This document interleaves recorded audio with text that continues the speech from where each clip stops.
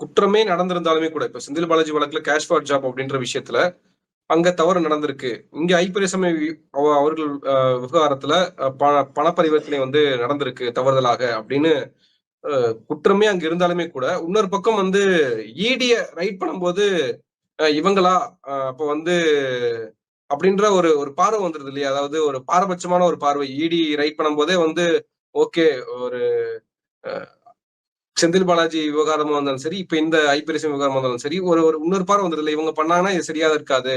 இவங்க பண்ணல ஒரு யூஸும் இல்ல அப்படின்ற ஒரு பார்வை வந்துருச்சு. அது எப்படி நம்ம எடுத்துக்கிறது?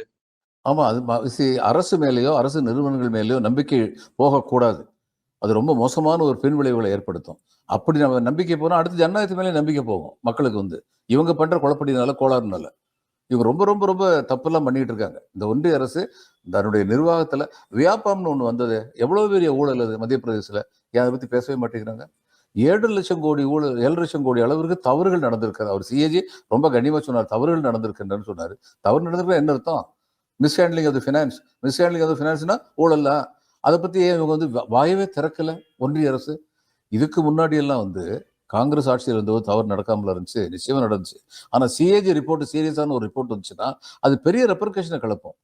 நமக்கு தெரியுமே 2G ஸ்கேம்னு சொல்லி வந்தது. தெரியும் அது எப்படிப்பட்ட ரெப்பர்கேஷனை கிளப்பிச்சுன்னு நமக்கு தெரியும். இப்போ இவங்க பக்கம் வந்து அது மாதிரி வந்தபோது நியூஸ் பேப்பர்லாம் வந்து மண்டியிட்டு தண்டனிட்டு இவர்களுக்கு பணிபுரிகின்றார்கள். அதனால நியூஸ் எல்லாம் வெளியில வர்றதில்லை.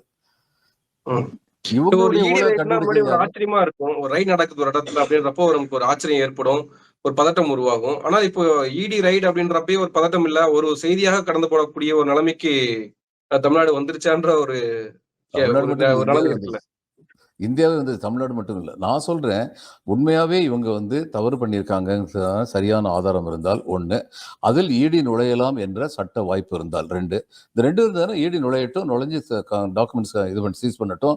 சார்ஜ் ஷீட்டுக்கே போக மாட்டேங்கிறாங்களே ஏன்? இப்ப ஒரு இடத்துல வந்து குற்றம் நடந்ததுன்னா குற்றத்தை பத்தி அடிப்படை என்ன செய்வோம்?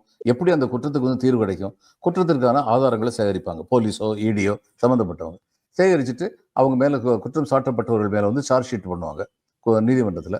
சார்ஜ் ஷீட் வந்து ஏற்றுக்கொள்ளப்பட்ட பின்னால் நீதிமன்றம் வந்து வழக்கை துவங்கும், வழக்கு தொடரும்.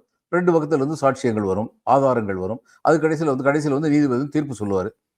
குற்றம் புரிந்தவர் என்றோ குற்றமற்றவர் என்றோ தீர்ப்பு வரும். இதுதான நடைமுறை. இப்ப இதுக்கு முதல்ல பண்ண வேண்டியது சார்ஜ் ஷீட் பண்றது தானே. சார்ஜ் ஷீட்டே பண்ணலையே. சார்ஜ் ஷீட் பண்ணாதான் நீதிமன்றம் அங்க உள்ள வர முடியும். சார்ஜ் ஷீட்டே பண்ணாம வெறுமனே வந்து பாக்குறோம்னா